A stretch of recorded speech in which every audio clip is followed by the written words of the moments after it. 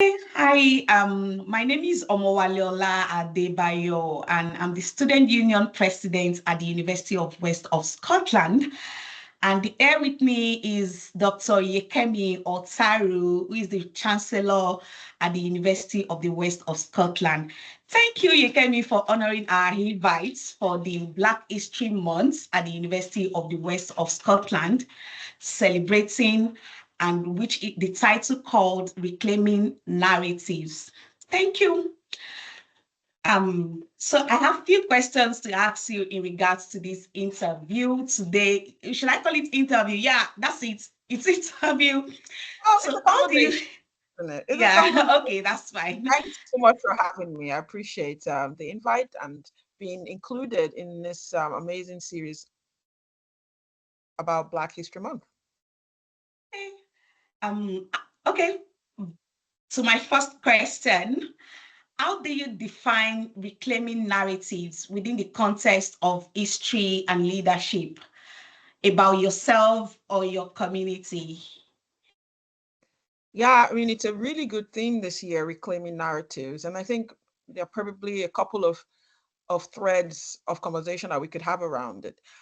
I think overall, when we live in a country where you are in the minority, I think there's a real opportunity with Black History Month to begin to share a bit more about our journey as people from a Black minority group, if you like.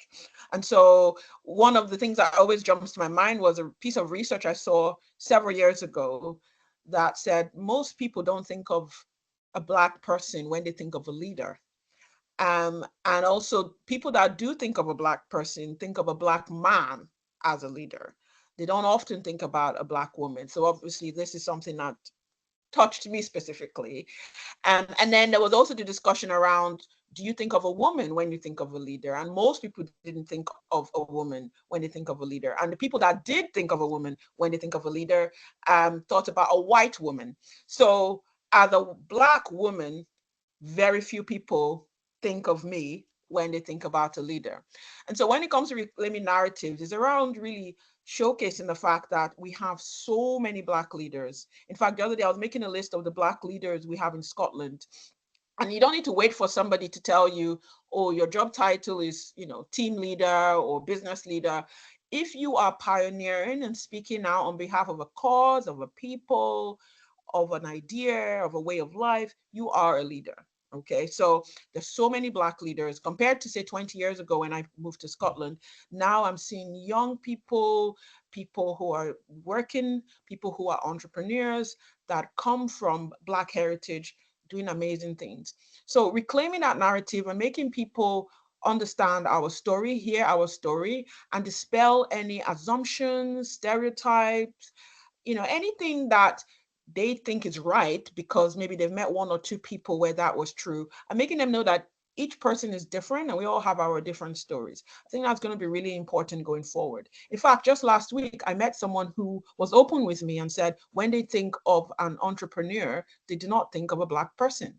This is 2024, and this is actually in the UK that somebody said this. So there's a real opportunity for us to reclaim that narrative and tell our stories. All right, thank you very much. That's a great one. Can you just tell us about a time where you have an experience where you had to challenge or reclaim a narrative about yourself? Oh, wow. That's such a good question. I think I've done that pretty much every week, to be honest. I mean, again, it depends. With this theme of reclaiming narratives, it's going to mean different things to different people. And so if I think way back, it could be even people being surprised that I can speak English, right? So had that certainly in the UK, and then being surprised that I speak English well. It's a way of reclaiming the narratives to say, well, I am from Nigeria and we were colonized by the by the British for many years. And so yeah, I speak English. And even people, being unsure or doubting the level of education that you might have. If you did in school in the UK, assuming that you didn't have good quality education, just making assumptions about your ability. So I feel that quite often to be fair, not so much in recent times, but certainly a few years ago, quite often there's always this kind of clarifying and reclaiming and saying, no, actually, I come from a family of very highly educated people. My father has a PhD in mechanical engineering. Wow. And yes, I am highly educated, and my children are getting a good education. And so you really kind of set the record straight in terms of what people believe about your abilities. And so I think that's something that I've had to do over the years, is just kind of clarify. People make an assumption about even your behavior and mannerism. Some people, for instance, assume that people from Black heritage are a bit more aggressive than everyone else, and so the quote aggressive, and having to correct that narrative and challenge them on the assumptions that they have it's just a battle that I think each of us have had to fight in different ways. Okay, thank you about that. So you're telling us that we should always not assume, not let people make assumptions about us, and just reclaim, let them know who we are and what we stand for. Okay, thank you about that. Then another question I have here is that how can universities, especially in the UK, play a role in helping Black students and faculty reclaim the histories and stories? Because we know that most in UK now, we need to reclaim our narrative, let them know how can they help? How can universities in UK especially help reclaim the narratives? Or okay, let me put it this way. How can universities, especially in UK, play a role in helping students and faculties reclaim their histories and roles and stories? Yeah, I mean, education and higher education in particular on everybody, right? Most people, and a lot of students do come from Black countries, if you like, to the UK. So I do think that the UK higher education system has a role, or could have a really key role, in terms of driving those key narratives and encouraging the stories. I think one thing that's worth mentioning is, with all the best intention, there is a tendency to assume that because you know where somebody comes from, you see them that they are from Black heritage or an African heritage, and you can make a set of assumptions about, who they are, what they believe, and so on. It might be true for that particular person, but taking that and assuming that everybody that looks like them has exactly the same passion and vision and hopes and dreams is not true, because even though we have similar heritage, we are completely different people.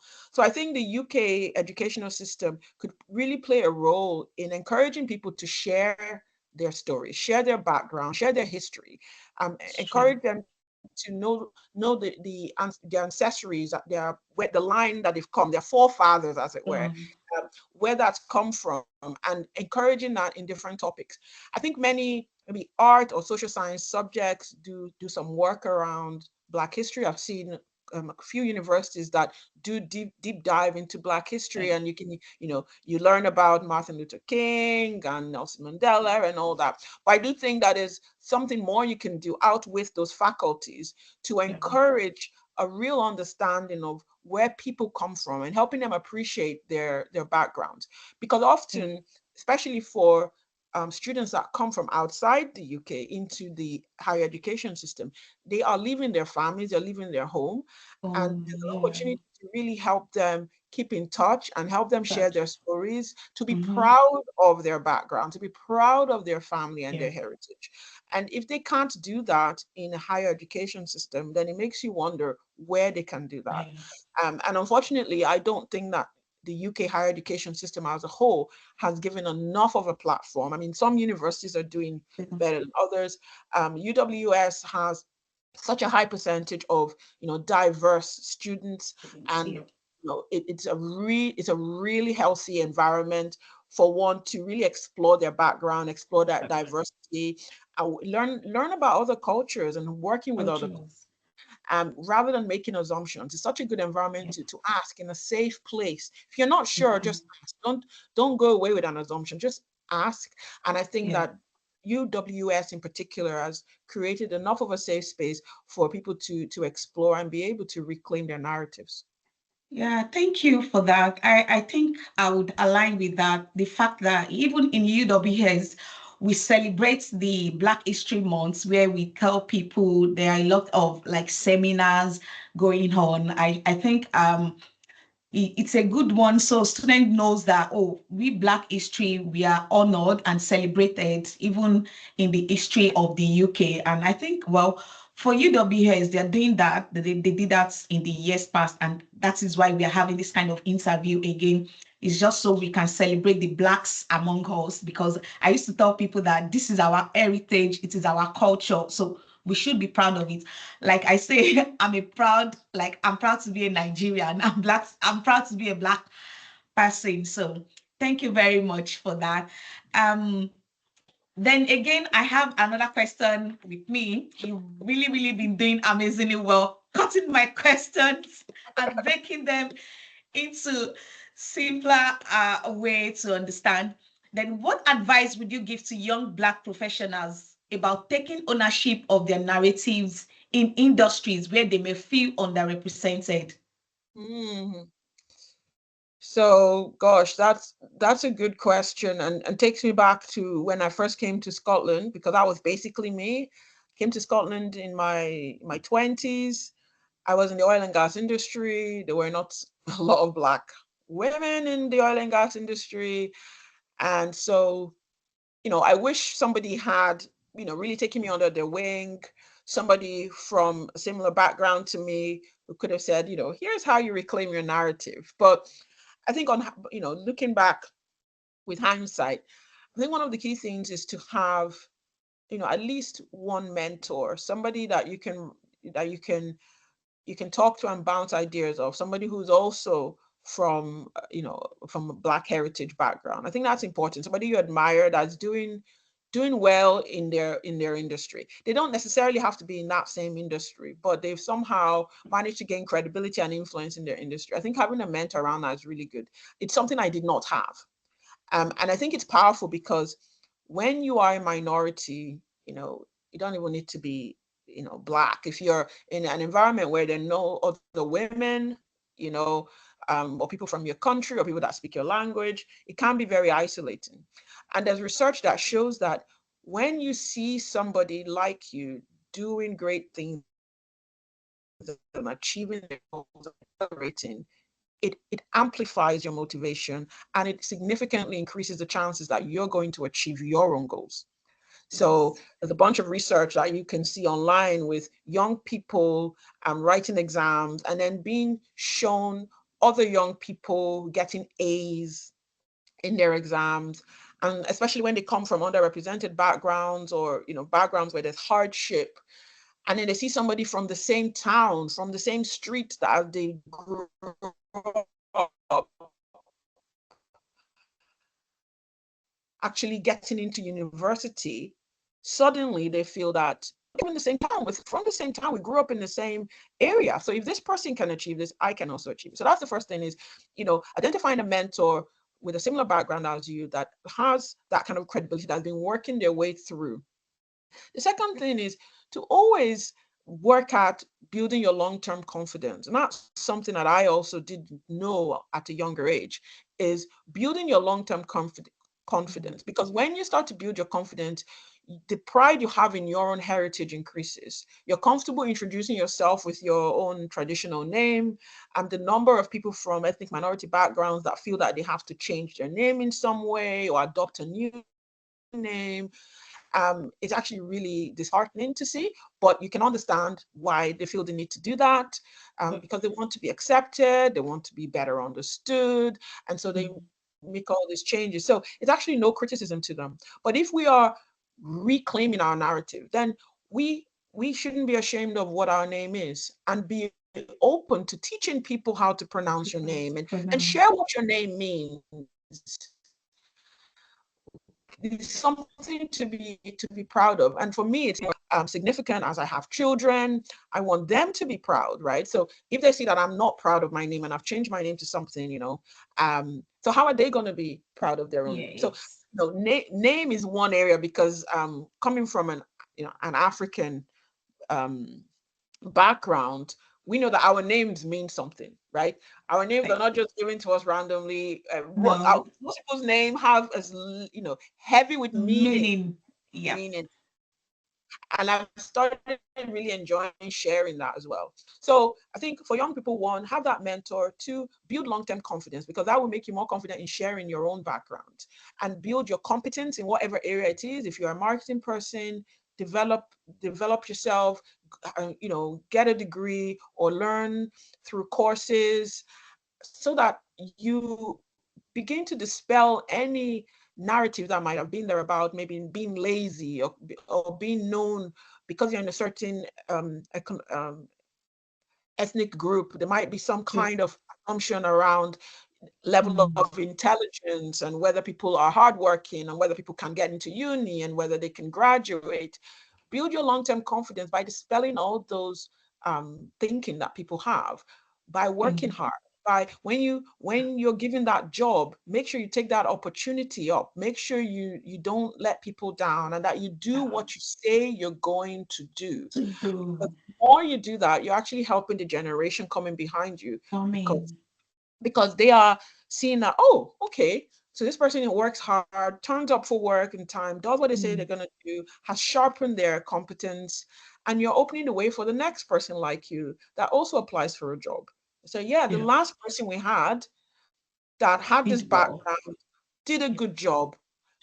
Because the negative is also true. You've probably experienced that, because the last person that was like you did not do a good job, and assumption that you're not gonna do a good job either, which is obviously an assumption, but it's part of reclaiming that narrative, taking control, and telling our stories. Thank you very much for that. I think, can you be my mentor, please? Yeah, because I really need a mentor. That's the first thing I'm taking home from there. I need a mentor, and then the confidence. Yeah, that's it. Confidence and a mentor. Okay, thank you very much. Don't worry. After this, I'll talk about being my mentor. Okay, so another question I have here is that how do you balance the narratives of personal success with addressing the systematic challenges Black communities still face today? Because we know in this community that we have today, Blacks still face a lot of challenges. So how do we balance that narrative of our own personal success with addressing the systematic challenges? Yeah, I mean, some of these things are, how will I say, almost like generational. And I wish we could solve it in an afternoon of chat, but we can't. But we can, what we can do is learn to, navigate it. So I think we're fortunate in Scotland that there's a lot of opportunity. I think whether you want to be in tech, whether you want to be in education, whether you want to be an entrepreneur, I think that there are a lot of opportunities in Scotland for not just the Black community, but for any ethnic minority community. And my answer would link to the last one I've provided, which is when you do get those opportunities, make sure you do a good job of them, and make sure that you help dispel narrative that is suggesting that you're not going to be hardworking, you're not going to be intelligent, you're not going to be loyal, or whatever it is. Those systematic challenges will take time to break down, but I believe that they are breaking down. Like anything else, in fact, I was sharing the other day in a presentation where I was delivering about a book that I have that was written in 1973. Wow. And it's called something like The Woman's Ultimate Guide to Management. And even though this book is written in last year, the systematic challenges that women have had to go through in the workplace that they are still going through right now are not dissimilar to 1973, 50 years ago. Okay. So while on one hand, it might be disheartening to think, gosh, it might take 50 years for these systematic challenges to even begin to subside, I That's do right. think that we've gotten more joined up as a people. I think that people are stepping out of their comfort zone. They're not afraid of being rejected or facing criticism. I Yeah. think if we continue to be afraid of what the system might do or not do, Not it will do. hold us back from trying. And then the conversation can turn, which is the system can say, you didn't try though, so it's not our fault.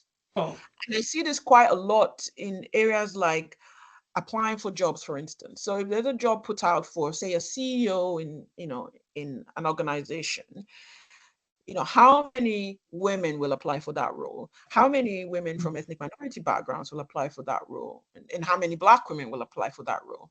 that And what can happen over time is, because the role will have all these criteria, you might find that people from a certain group, underrepresented group, might shy away from applying for it. It could be that out of 10 criteria, they feel like there's only 7 or 6 that they can tick the box, and so they don't apply for the role. And so that company can turn around and say, no, we are open to employing Black people and anyone from ethnic minority background, but we only had 2 CVs from that group, and everyone else was, right. mainstream. And so it then becomes a self-fulfilling prophecy where you start to ask yourself, is it the system now, or are we shying Um, away from actually stepping out? Point. And so my encouragement is to not let the systematic issues step in front of you. Go ahead. And I've definitely done that in my career. I've seen board roles advertised on LinkedIn, and I've applied knowing fully well I'm probably the only Black woman who's applied for it. Some I got, some I didn't get. But you know what I did? I believe I brought some food for thought. Most of those roles, the recruiter wanted to talk to me anyway, because who is this person that I've just applied for this role? And it gives them food for thought. They may have had an image of how this CEO or board member should look. And then suddenly I'm sitting in front of them, a different look entirely, a different background. And it brings food for thought. And if we don't have more people doing that, then I think we will be a long way from really impacting the system and bringing about change. So it may not be the silver bullet response, but I do think that there is something on us to not let that stand in our way and not use it as an excuse in some ways, to continue to step forward. And the more of us that step forward, the less likely it will be that we'll get ignored. Thought, yes. So now my take home is that we should make sure that we do things that will change the whole narrative, so that when they know that Black people are doing good and amazing job, then the narrative will automatically change itself. They won't act or do things based on assumptions. They know that, oh, these people did it well. The last person did it well. She's a Black person, is a Black person. And so let's give this person a tryout too. So I think with that, we can actually change our, like, the challenges or the systematic challenges that we have in place of work or in our professional bodies. Thank you for that. Thank you. In fact, this interview, I'm having a lot of take homes, like, okay, call my name Omowaleola. It has a full meaning. Yes, that's another thing. Okay. So what impact do you think the reclaiming narratives can have on changing perceptions of Black history in a broader society? So what impact does it have? I think the impact is cumulative, so it will build up over time. But essentially, I think it will drive an open and honest environment where people can just openly speak about their background. People can openly ask questions without feeling awkward. I feel there are too many people feeling awkward just asking questions. And because they're not Questions. asking the questions, they're just making assumptions and taking away narratives that are just not true or not accurate True. or out of date. So I think it will create an open and honest environment. I think it will provide more opportunities for everybody, Opportunities. not just people from a Black ethnic minority background, but everyone actually, because the more you understand the different groups around you, the more opportunities that come for collaboration, partnerships, ideas come and you get that diverse environment where you can really start to leverage the uniqueness of each other. Of each other. I also think that it will reduce the chances of social exclusion, where people feel left out, feel misunderstood, and lack a sense of belonging. And we know from research that the more people feel like they belong somewhere, that they are understood and accepted, the more likely that they are going to contribute positively to society and to the economy. Society doesn't gain anything by making people feel excluded, by leaving people out. It's very dangerous, actually, to to exclude any group of people. And so there needs to be a continual working towards bringing people in and having these conversations. So overall, I think this conversation around reclaiming narratives and the Narratives. theme for this month is going to drive open conversations, which will be absolutely fantastic. People being open about their backgrounds and their narratives, bringing their questions forward so that we can Yeah. answer them, so that they don't make those Second. assumptions. It will bring opportunities for growth, for more diverse conversations and collaborations, which will just bring better and more sustainable ideas for our world. And finally, is that piece around including people, social inclusion, which can only benefit us as a society, because it is dangerous to exclude people and to allow people continue to feel like they do not belong, that they are misunderstood, and they're not accepted. That is actually dangerous for society, regardless of the color of your skin or what background you're from. It's dangerous. And so I think this is it's really powerful. And I know it's only 1 month in the year, but I wish we could do it every month and really Yeah. get the agenda forward. So it doesn't take 50 years plus like it seems to have when it comes to women in the workplace and in business in general. I do feel that the more of us that join up and have these conversations, the faster we'll get to our goal. Oh, wow. You've really done justice to my question today. You've really done just even beyond what I expected. Yeah, so telling our stories would really help us reclaim our narratives, acting like what we want people to narrate us to be like.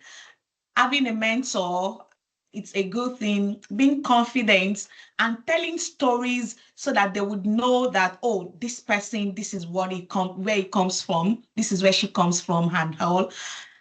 Thank you very much. What questions do I have again? Mm, mm. So let me just add chip this in. So you as a Black person in Scotland, reclaiming the narrative and everything, can you just give me, let me round this with like a roundup question, like a one piece of advice that means that let me put it down. Okay, so a one piece of advice that has worked for you as a Black person in Scottish and that leans towards reclaiming our narratives as a Black person. What do you have for us? Hmm. It's a take home. Yeah, Yeah. I know. I know it's a take home. I mean, I guess no pressure. This will sound strange, but I don't get hung up on the fact that I'm Black. I don't know how to explain it. Like it's not something Okay. that even if someone doesn't give me the job or someone treats me poorly, I don't necessarily think, oh, it's because I'm a Black person that has happened. It might be the reason, but I let that be their problem and not my problem. And the moment I started separating myself in that way, where yeah, if I didn't get the job or I didn't the opportunity didn't come my way or somebody treated me poorly, the moment I started kind of not making that my problem, I feel like I started going faster. I just started leaving the weight behind and letting it be the problem of the person that had that bias, on their shoulders. And I think that's probably the biggest, I guess, game changer for me over time. It's not to say that people are not treated poorly because of where they're from or because of the color of their skin. They absolutely are. But don't let that weight be on your shoulders. Let it be on their shoulders. They are the ones who've got the problem. And unfortunately, there's always someone out there looking to help people, Yeah. regardless of the color of their skin. And Yeah. so part of reclaiming my narrative is not to make it about necessarily my background or where I'm from in terms of my ethnicity. I don't put that at the forefront. Unfortunately, I am pretty dark skinned, so I don't need to say I'm a Black woman. Black person. Obvious. So I don't need to be like, it's not in my LinkedIn profile. It's obvious. So I don't need to like share it. And keep saying it and keep emphasizing that. I just do my very best. And part of reclaiming that is I go out of my way to put out high quality work, to treat people well, to maintain my integrity, to do what I say I'm going to do. And as a result of that, I believe that I'm highly respected, I'm influential, and I have credibility in the environments that I live and work. And that's how I'm reclaiming my narrative. I'm reclaiming it on behalf of the people that came before me, and I'm reclaiming it for my children and their children as well. And that's what I can control. I can't control how somebody feels. If they dislike me or they're not going to give me an opportunity because of how I look, I can't control that, but I control my own response to that. And I refuse to carry the weight on their behalf. Thank you very much. I've really enjoyed speaking to you today. I enjoyed learning so much, and I hope other students watching this would enjoy same. And thank you as we celebrate the Black History Month. Let's not forget to be confident in who we are and reclaiming our narratives. Thank you. Thank you.